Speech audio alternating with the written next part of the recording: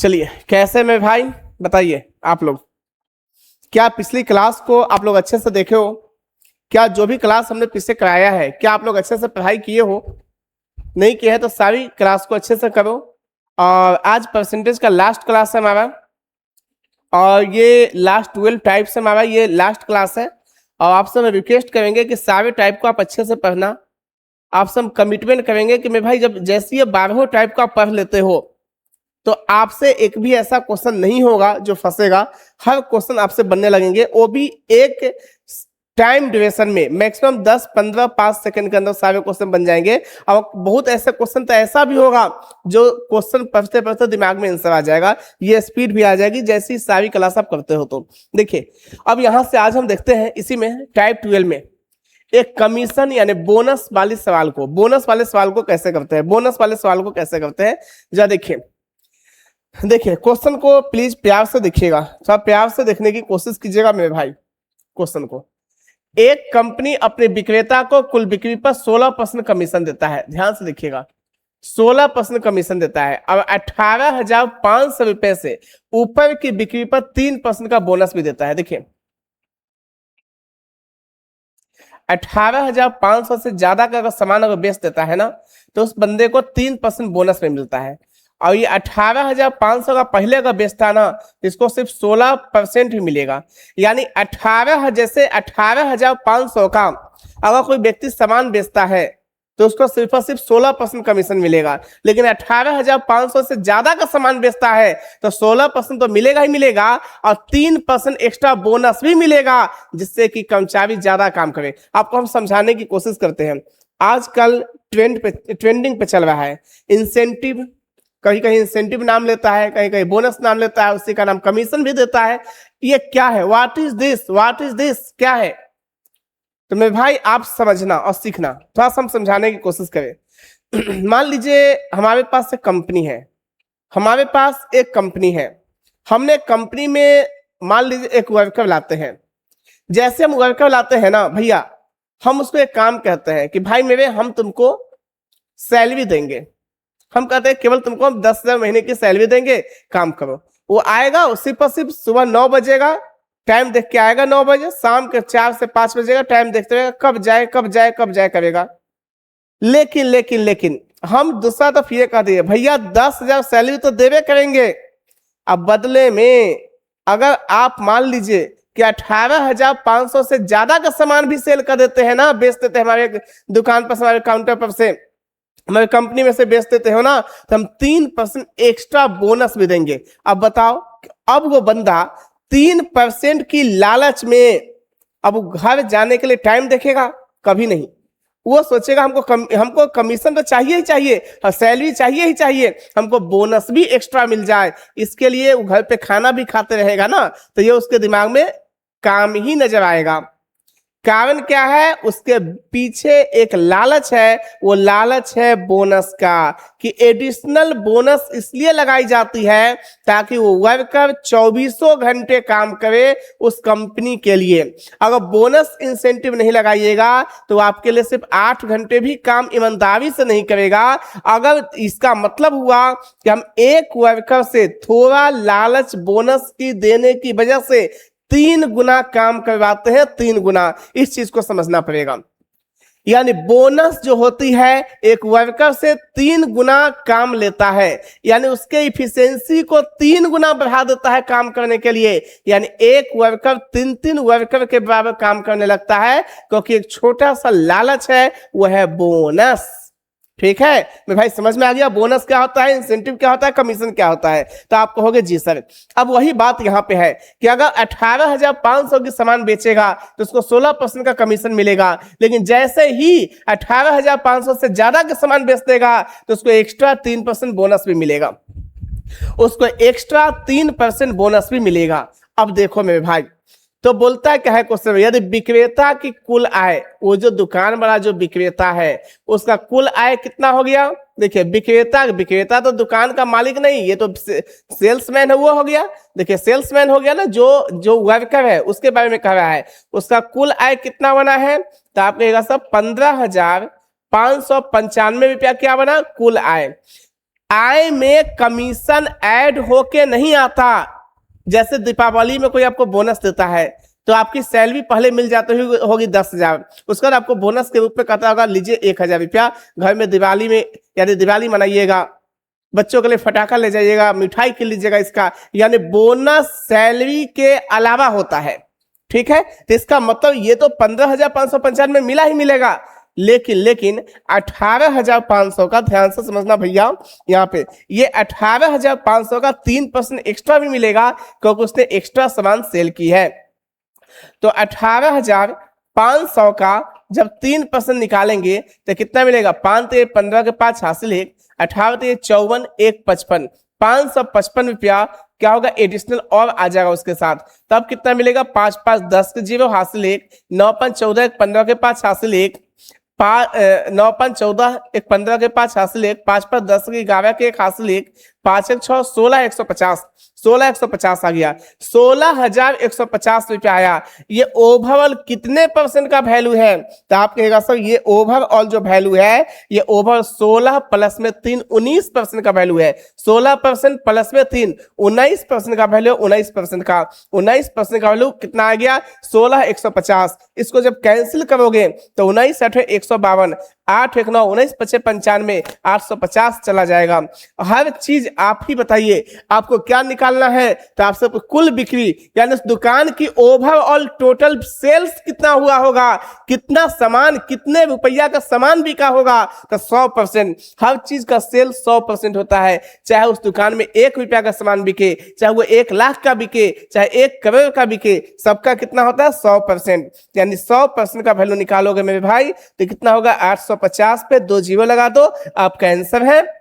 इसका मतलब C option correct है, सी ऑप्शन। 850 पे 2 जीरो लगा दिया हमने, वही आपकी आंसर होगी। क्या इस बात को हम आपसे अच्छे से समझा पा रहे हैं, तब बोलोगे जी सर सच में समझ में आ गया। बोलिए क्या यहां तक कोई डाउट है, क्या यहां तक कोई डाउट है तो बोलिए, क्या यहां तक कोई डाउट है तो बोल लीजिए, आपको हो गया नहीं है सर। चलिए अगला क्वेश्चन वैसा ही है, जैसा हुआ है वैसा ही भी था। देखो 15,000 रुपये की बिक्री तक, ध्यान दीजिएगा, 15,000 रुपये की बिक्री तक अपने विक्रेता को 10% कमीशन देता है, मात्र 10%। लेकिन जैसे ही 15,000 से ज्यादा का सेल करता है, वो सेल्समैन जैसे ही 15,000 से ज्यादा का सेल करता है तो उसको 2% अतिरिक्त क्या करता है, कमीशन दे देता है। कमीशन क्यों दिया जाता है, हमने समझाया ना भाई, उस वर्क का 3 गुना काम लेने के लिए कंपनी वाले बोनस का इस्तेमाल करते हैं। अब देखिए कुल कमाई कितना है, 12,300। कुल कमाई कितना हो गया भैया, 12,300। 12,300 क्या है, तो कुल कमाई। आप कह दोगे हाँ सर। अब देखिए, अब आप बताइए अगर इसको बोनस भी देगा तो 15,000 का 2%, यानी ये 15,000 का क्या परसेंट, तो 2%। 15,000 का 2% कितना परसेंटेज से भैया, 2 जीरो कट गया, 150 तो ना कितना होता है 300 कितना मिलेगा, 12,600। ये 12,600 कितने का वैल्यू है, तो 10 प्लस में 2 12% का वैल्यू है। 12% का जो वैल्यू है 12,600 है, तो 1% का वैल्यू कितना हो जाएगा, सो निकालिए 12 कम 12 और फिर से 0, 12 5 60, 1050 आएगा, 1050। तो बोलता है कुल बिक्री का पता लगाइए, तो कुल बिक्री आपको पता है 100% होता है, 100% का वैल्यू कितना हो जाएगा, 1050 पे कई गो जीरो, 2 गो जीरो लगा दीजिए, यानी इसका मतलब हुआ ए ऑप्शन करेक्ट होगा। 105,000, 105,000 आपका आंसर है, 105,000। बोलिए क्या ये बातें सबको समझ में आया है, क्या ये बातें सबको समझ में आया है, तो आप कहोगे जी सर। क्लियर हो गया। अब उड़ा लोगे क्वेश्चन को, हमें लगता है इस क्वेश्चन को भी 10 सेकंड में बनाया जा सकता है। अगर आपको ये उड़ाने की क्षमता विकसित है तो 10 सेकंड में इस क्वेश्चन को भी उड़ा सकते हो आप। बोलिए आप कहोगे जी सर। चलिए अगला क्वेश्चन। अब देखो, अब आ गया टैक्स। थोड़ा सा समझो, एक चीज समझना, हमारा जो कॉन्सेप्ट है, 2 क्वेश्चन हमारा था बोनस वाले पे, 2 क्वेश्चन फिर हमने टैक्स से रिलेटेड दिया, मिसलेनियस टाइप के क्वेश्चन चल रही है इस टाइप में। ध्यान देना भैया, ध्यान देना, प्यार से, एकदम प्यार से नजर रखना है यहाँ पे मेरे ऊपर। देखिए जैसे हम कहें कि आप महीने का 10,000 रुपया कमाते हो, आप जैसे मान लो कि बिजनेस हो या तो कहीं जॉब करते हो, 2 में से एक ही होगा भाई। तो आप कहीं पर जॉब करते हो, आप कहोगे जी सर जॉब करते हैं, जैसे आप जॉब करते हैं ना, तो आप महीने का कमाते कितना है, तो हम कहेंगे 10,000, यानी 10,000 रुपया आपको महीने का मिलता है। कितना मिलता है? 10,000, यानी 10,000 रुपया आपको महीने का पर महीना मिलता है। आपकी वो क्या है? आपकी वो क्या है? तो आप कहोगे इनकम है सर, इनकम। लेकिन जैसे आप घर पे लाए हैं, ध्यान दीजिएगा, जैसे व्यापार था, सपोज समझना, जैसे कोई व्यापार है, व्यापार से अच्छा समझ में आएगा। जैसे कोई व्यापार है, व्यापार में पूरी इनकम हमने 1 लाख रुपया की करी। कितना की करी? 1 लाख रुपया का। लेकिन हमारे पास 3 वर्कर है, हमने तीनों वर्कर का 10,000 रुपया सैलरी दे दिया। तब अब हमारा कितना 30,000 उधर चल गया। 10,000 रेंट है, तो 10,000 रेंट वाले को दे दिया, तो 40,000 चला गया। ठीक है, 40,000 हमने बिजली बिल हमने 5,000 दे दिया, तो 45,000 चला गया। मान लो और कुछ एक्सपेंस कर दिया 5,000, तो 50,000 चला गया। यानी 1 लाख रुपया इनकम था, लेकिन हमने जैसी 50,000 लोगों में डिस्ट्रीब्यूट कर दिया, तो जो शेष अमाउंट बाकी है 50,000, वो हमारी नेट इनकम है। नेट इनकम, वो हमारी नेट इनकम है। नेट इनकम, यानी इनकम और नेट इनकम में इनकम अंतर होता है। कभी भी किसी के इनकम देख करके मत घबराओ। कोई कहेगा 20 लाख रुपया महीना कमाते हैं, तो भैया तुम अपना नेट इनकम बताओ ना। नेट इनकम कि तुम जो है ओवरऑल उस बिजनेस में से काटने के बाद तुम कितना कमाते हो, वो होता है नेट इनकम। उसको बोलते हैं नेट इनकम। ठीक है मेरे भाई, नेट इनकम उसी को बोलते हैं। इसका मतलब ये हुआ कि अगर हम 1 लाख रुपये व्यापार में कमा रहे हैं, तो 1 लाख रुपया हमारा इनकम है, वो नेट इनकम नहीं है। नेट इनकम सैलरी हम लोगों को दिए, रेंट काट दिए, बिजली बिल काट दिए, और अपना जो एक्सपेंस वहां कर रहे थे वो सारी काटने के बाद जो बचा, वो हमारी नेट इनकम है। और गवर्नमेंट भी नेट इनकम पे टैक्स लेती है, इनकम पे नहीं।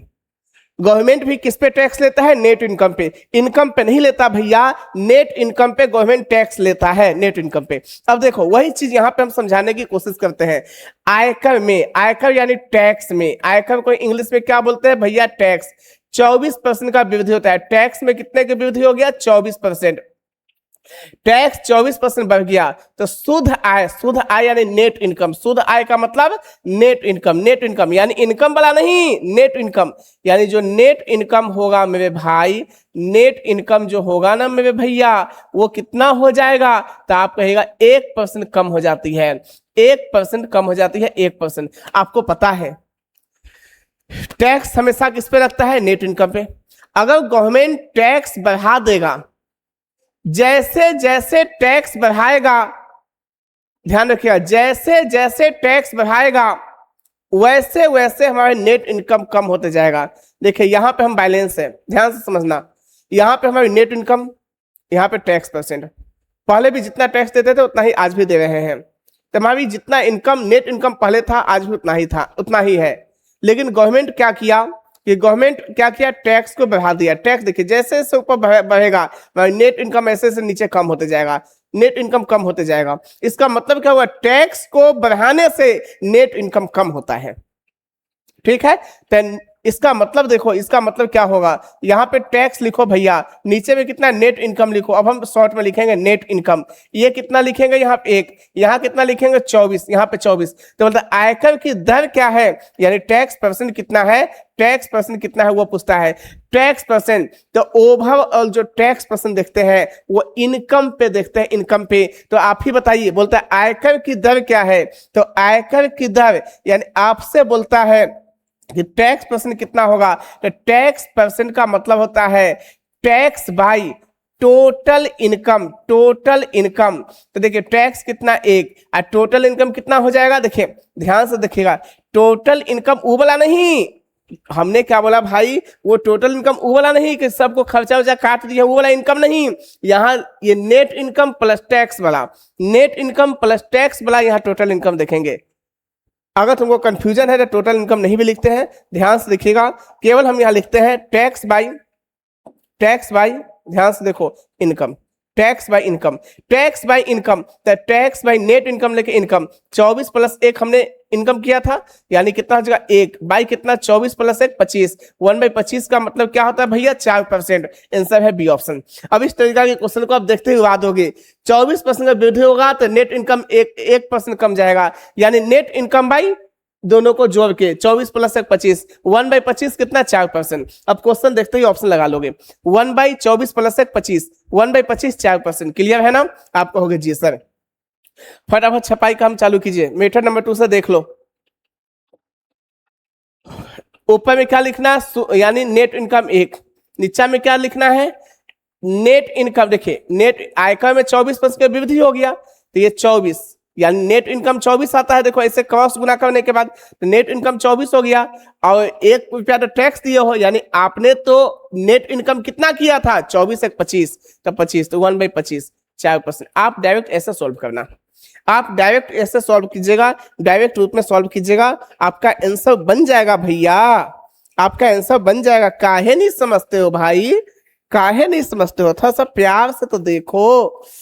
देखो यहाँ अगला क्वेश्चन, इस क्वेश्चन का आंसर फटाफट बता दो। 2% की कमी हुआ था, 2/15, 2/15, 2/15, 1/15 6.66%, 2/15 13.33%। आंसर है 1/15 6.66%, तो 2/15 13.33%। उड़ा दो 10 सेकंड में। अब देखो यहाँ, जिसको नहीं आया भैया देखो, 2 नीचा ऊपर लिखिए, 2 + 13 नीचा कीजिएगा तो 15, 1/15 6.66%, 6.66 का 2 गुना यानी लगभग 13 के आसपास जाएगा। 13 के आसपास को बी ऑप्शन है, यानी 13.33% आंसर है। इससे ज्यादा भैया उम्मीद मत कीजिए कब हम लिखेंगे, बहुत लिख लिख के आपको बउआ बउआ लेखा बताए और बउआ बन जाइएगा। चलिए आगे। चलो ये क्वेश्चन है, काफी दमदार क्वेश्चन है, जल्दी करो, काफी दमदार क्वेश्चन है। हमें एक बात बताओ, टैक्स किस पे लगता है? आप कहोगे नेट इनकम पे। टैक्स किस पे लगता है? नेट इनकम पे।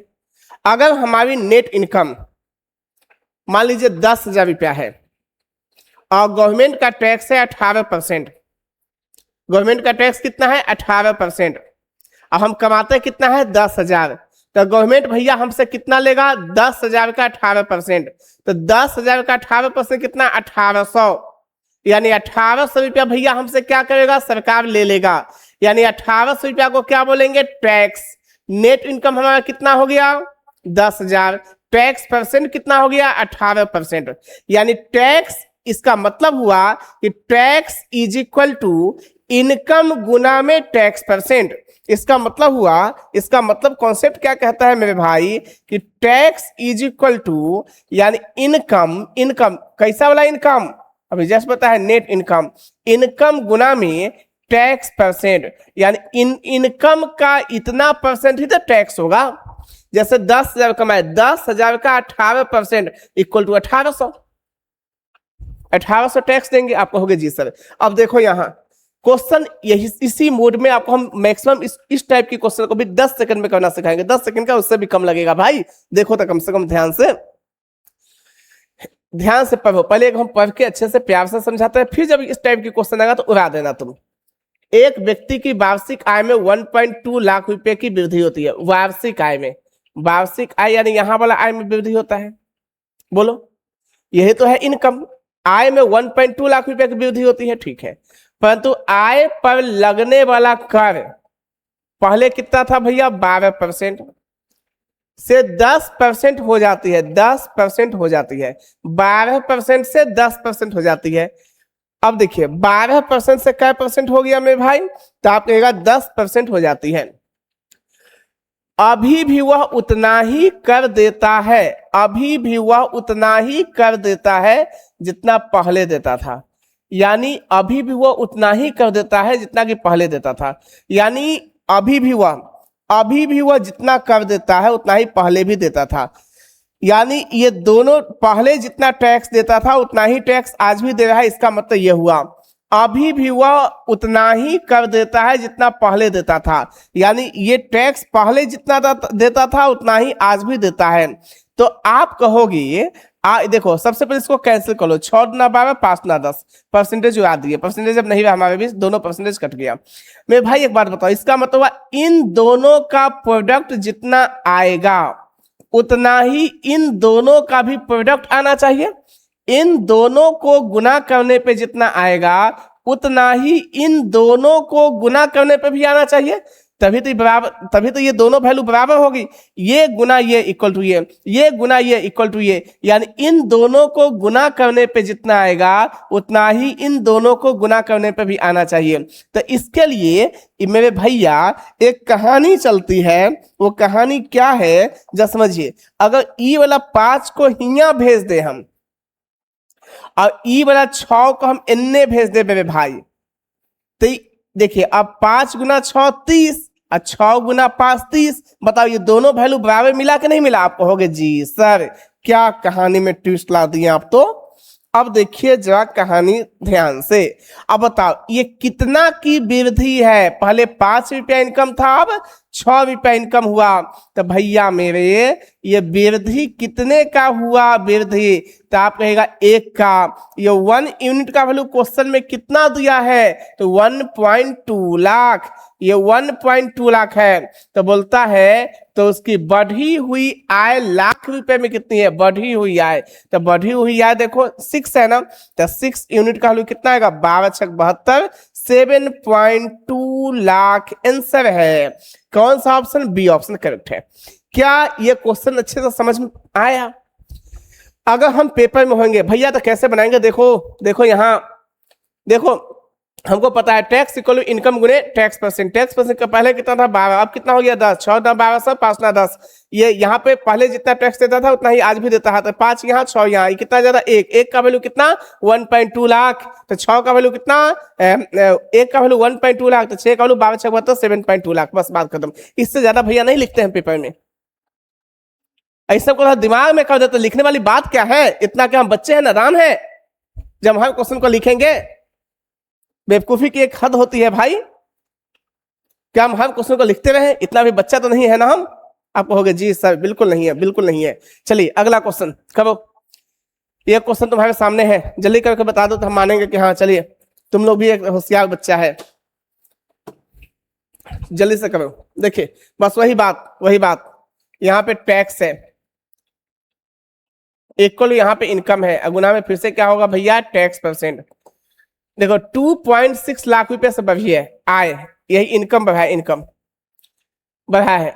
उस आय पर टैक्स जिसका उसे भुगतान करना हुआ 17.1% से, देखो 17.1% से 13.3% तक कम हो गया।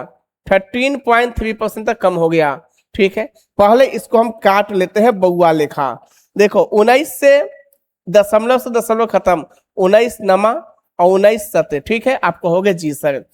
बोलता है दोनों ही दशा में 35% आयकर मुक्त है। तो इसको इग्नोर करो, जैसे तुमको सब इग्नोर किया आज तक। जैसे तुमको इग्नोर किया हो वैसे इसको इग्नोर करो, क्योंकि दोनों में आयकर मुक्त है। दोनों में, जब दोनों में है तो इग्नोर मारो ना। काहे दोनों में निकालेंगे? नहीं निकालेंगे। देखिए इसकी कोई, ये क्वेश्चन को में आपको उलझाने के लिए दिया है। ये जो 35% दिया है आपको क्वेश्चन में उलझाने के लिए दिया है। अब देखिए, अब पहले की तरह ही कर का भुगतान करता है। पहले जितना कर देता था आज भी उतना ही देता है। पहले की तरह ही कर का भुगतान करता है, ये बोल दिया क्वेश्चन में। तो इसका मतलब ये वाला जो 7 है भैया मेरे, ये वाला जो 7 होगा ना, ये वाला जो 7 होगा ना, ये 7 में यहाँ चल जाएगा। आप कहेगा हाँ सर बिल्कुल चल जाएगा। ये बताइए ये 9 यहाँ चलाएगा, आप कहोगे हाँ सर बिल्कुल आ जाएगा। इससे ये कितना ज्यादा है? 7 से 9 कितना ज्यादा? 2। तो भैया 2 यूनिट का वैल्यू क्वेश्चन में कितना दे दिया? तो आप कहेगा 2.6 लाख। तो 1 यूनिट का वैल्यू कितना आ जाएगा? 1.3 आ जाएगा। तो बोलता है उसकी प्रारंभिक आय, तो प्रारंभिक आय कितना है? 7 यूनिट। प्रारंभिक आय 7 यूनिट। तो 7 यूनिट का वैल्यू कितना होगा? 13 सतह 91, 9.1 लाख आंसर है ए ऑप्शन। क्या मेरे भाई समझ पा रहे हैं आप? क्या आपको ये क्वेश्चन समझ में आ रही है? तो आप कहोगे जी सर समझ में आया है। बोलिए भाई मेरे, कोई कष्ट तो नहीं है? नहीं है। चलिए अगर हमने 2 क्वेश्चन इस टाइप से भी कराया आपको, 2 क्वेश्चन बोनस, 2 क्वेश्चन हम बता रहे कि अभी नेट इनकम करके, फिर आपको 2 क्वेश्चन इस पे हमने इस टाइप की कराया। 6 क्वेश्चन हो चुका है। अगला क्वेश्चन, चलिए ये क्वेश्चन बनाइए, एकदम जबरदस्त है। ये भी आपका सीजीएल में आया हुआ है। ये भी क्वेश्चन बनाओ भाई, जल्दी जल्दी फटाफट बनाओ। कैसे बनाओगे जल्दी से कीजिए, तो देखने की कोशिश करते हैं, जल्दी बनाओ भैया जल्दी से। देखो आपको पता है मेरे भाई, सबसे पहले देखो 68% पानी है ताजे फलों में।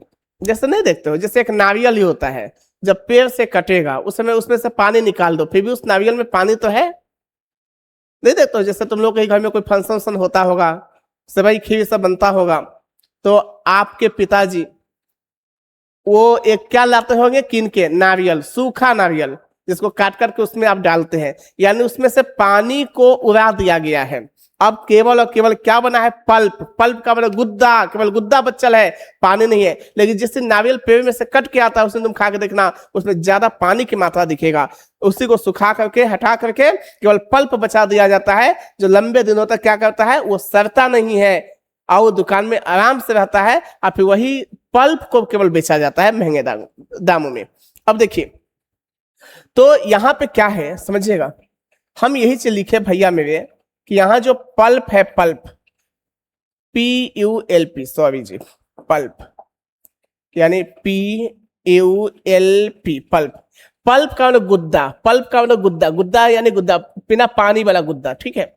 और सूखे देखे यानी क्या होता है, यानी टोटल फ्रूट्स। और गुना में परसेंटेज ऑफ पल्प। आप कहेगा ऐसा काहे लिखे सर, हम एक बात कहें, हमारे पास 10 kg फ्रूट्स है, कितना है 10 kg, 10 kg फ्रूट्स है मेरे भाई। आप कहोगे जी सर, उसमें हम कहें कि 80% पल्प है, केवल 80% पल्प है, यानी 10 का 80% 8, यानी 8 kg पल्प है और बाकी 2 kg पानी है। आप कहोगे जी सर, तो वही चीज यहां है भैया, वही चीज यहां है, काहे नहीं समझते हो आप। देखिए 68 ताजे फलों में कितना पानी है, 68%। अगर 68% पानी है तो आप नहीं कहेगा कि 32% पल्प है, तो अब 32% पल्प है। देखिए सूखे मेवों में 20% पानी है। देखिए अब सूखा मेवा आ गया तो 20% पानी है, तो 80% यहाँ पे क्या है, पल्प है, तो 80% यहाँ पे पल्प है, ठीक है। अब देखिए, अब एक बात बताओ, हमारे पास नारियल है, पहले अगर पल्प 8 किलो 10 किलो में 8 किलो मिल रहा था, तो पानी को उड़ा देने के बाद भी पल्प 8 किलो मिलेगा। इसका जीता जाता है एक एग्जाम्पल हम देने की कोशिश करते हैं।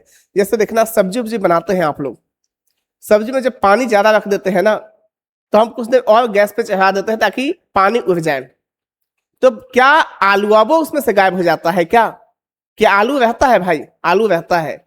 कॉज क्या है कि मटेरियल जो है वो वाष्प से बाहर नहीं जाता, केवल वाटर जाता है। इसका ना पहले जितना मटेरियल था आज भी उतना ही मटेरियल है।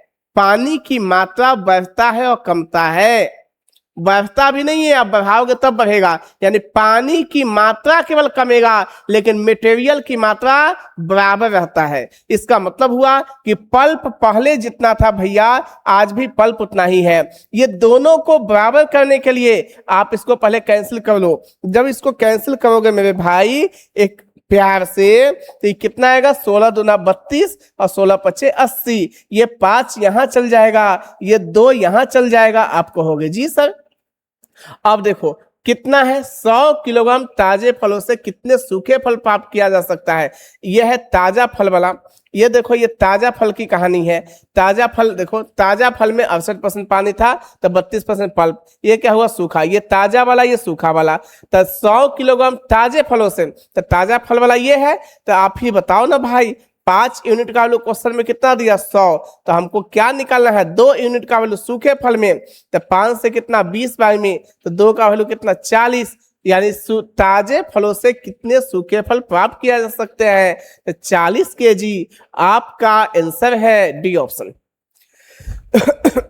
क्या बोलिए, क्या इस क्वेश्चन को आप अच्छे से समझे हैं? तो आप कहोगे जी सर कोई दिखते नहीं हमको। चलिए अगला क्वेश्चन, और लास्ट क्वेश्चन हमारा है परसेंटेज का। अब इसके आगे हमारा परसेंटेज समाप्त हो गया।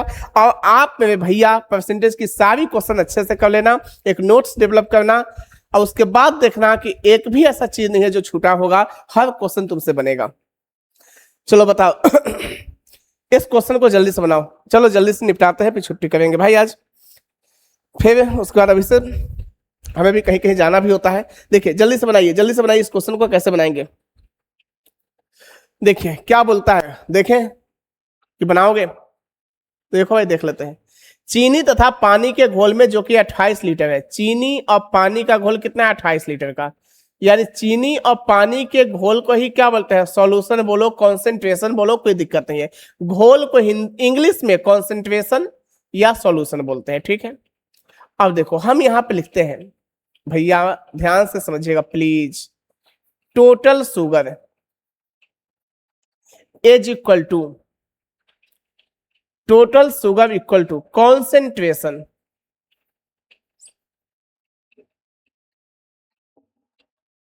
कॉन्सेंट्रेशन का मतलब क्या होता है, कॉन्सेंट्रेशन का मतलब घोल। पानी मान लीजिए कि इसका मतलब चीनी और पानी का घोल, पानी नमक का घोल, उसको कॉन्सेंट्रेशन बोलते हैं। गुना में परसेंटेज ऑफ शुगर। हम कहें भैया कि हमारे पास चीनी और पानी का घोल है 10 लीटर का, 10 लीटर का घोल है, उसमें से 20% जो है ना वो केवल क्या है, चीनी है। तो 10 का 20% 2, यानी 2 kg क्या है, शुगर है वहां पे। यानी 10 का 20% 2 kg शुगर है, ठीक है ना। कॉन्सेप्ट समझ में आ गया, आ गया। अब देखो चीनी तथा पानी के घोल में, जो कि 28 लीटर है, पहले कॉन्सेंट्रेशन कितना था मेरे भैया, 28 लीटर का, उसमें 26.4% चीनी भी रहने दो। घोल को गर्म करके वाष्प द्वारा 6 लीटर पानी उड़ा दिया गया। जब 6 लीटर उड़ा दोगे तो पानी अब कितना बचेगा, कॉन्सेंट्रेशन 22 लीटर का। अभी भी कॉन्सेंट्रेशन बचा है, 6 लीटर आप उड़ा दिए हो तब भी 22 लीटर बचेगा, जो कॉन्सेंट्रेशन है, चीनी पानी दोनों है। आप कहोगे जी सर, जैसी यहां तक कहानी सॉल्व हुआ था, इसको पहले कैंसिल कर लेते। 14 दूना 28 होता है, 11 दूना के 22 होता है। हमें एक बात बताओ, चीनी अगर 2 किलो उसमें मिलाए हैं ना, तो उसको देखिए गर्म करके वाष्प द्वारा उड़ा भी दोगे पानी को ना, तो चिनियामा पहले जितना था उतना ही आज भी रहेगा। चीनी चीनी तो ना ऊपर उड़ेगा भाई। सब्जी में से कोई नमक उड़ते हुए देखे हो क्या, केवल पानी होता है, नमक वो वैसी रहता है। पानी के अलावा कोई भी मटेरियल नहीं उड़ेगा वाष्प से, ये ध्यान रखना। तो यहाँ पे नहीं उड़ेगा, शुगर पहले जितना था उतना ही आज भी है। तो ध्यान दो भाई, ध्यान दो। तो देखो यहाँ की वैल्यू बराबर लाने के लिए इस डाटा को यहां कर दोगे और इस डाटा को आप यहां कर दोगे। आप कहोगे जी सर, क्या इस बात से सहमत है? तभी तो 14 गुना 11 जो वैल्यू आएगा वही 14 गुना 11 करने से यहाँ वैल्यू आएगा, तभी तो सेम वैल्यू मिलेगा। आप कहोगे जी सर। अब देखिए 26.4% चीनी है, कब? जब 28 लीटर वाला में, 28 लीटर वाला ये है, यानी 11 यूनिट का वैल्यू क्वेश्चन में कितना दिया, 11 यूनिट का वैल्यू 26.4 दिया। तो आपसे क्या पूछता है, तो बोलता है शेष घोल में कितने % चीनी होगी, शेष घोल में। तो शेष घोल वाला, शेष घोल तो ये है आपका शेष घोल, ये तो शेष वाला है भैया मेरे। तो शेष घोल वाला कितना है, 14 यूनिट। 14 यूनिट का वैल्यू निकाल दीजिए। 11 दूना के कितना होता है, 22, 23, 24, 25, 26, 4 का मतलब 44, 11 चौका 44। इसको जब गुना कीजिए, 14 चौक 56 का 6 हासिल 5, 14 28, 28 29, 30 31 32 33, यानी 33। क्या मिलेगा, 33.6 क्या हो जाएगा % आपका मेरे भाई आंसर होगा। 33.6 कोई ऑप्शन है क्या? हाँ है सर, डी ऑप्शन। तो यहाँ पे हमारा परसेंटेज खत्म हो गया। हमने परसेंटेज की हर टाइप पढ़ाया, हर लेवल की क्वेश्चन कराया, आसान, मॉडरेट, डिफिकल्ट, हर लेवल की क्वेश्चन कराया है। कोई भी ऐसा टाइप नहीं है जो हमने छोड़ा है। मेरे भैया अब आपसे हम्बल रिक्वेस्ट है कि आप पूरे टाइप को अच्छे से पढ़िए, और पढ़ने के बाद आप टेलीग्राम पे मैथ विद आलोक रंजन पे हमारा बुक्स का भी मटेरियल दिया हुआ है, उस पे से आप बुक बनाओ, उस पे से आप जो है परसेंटेज की सारी क्वेश्चन बना लो। टीयर 1 लेवल, टीयर 2 लेवल, दोनों लेवल की क्वेश्चंस में 2 बुक उपलब्ध है, दोनों बुक्स बना लो। उसके बाद भी आपको लगता है कि और कोई बुक बनाया जाए तो मार्केट में 1000 बुक उपलब्ध है। कोई भी बुक जो अच्छे लेवल की है, जिसमें हर लेवल की क्वेश्चन दिया गया है, सीजीएल का कोई बुक ले लेना, एसएससी का कोई भी बुक ले लेना जो प्रीवियस ईयर बुक हो, यानी 2026 अभी चल रहे हैं तो 2023 से 26 तक का कोई भी बुक लेकर के उसको बना लेना, ठीक है। और देखना परसेंटेज की हर क्वेश्चन तुमसे बन जाएगा, एक भी क्वेश्चन फंसेगा नहीं, ठीक है। तो यही पे ओवर करते हैं। अब आपकी काम बनते हैं, हमारी काम खत्म परसेंटेज से, अब आपका काम शुरुआत होता है कि प्रैक्टिस कितना ज्यादा करते हो, ठीक है ना। चलिए।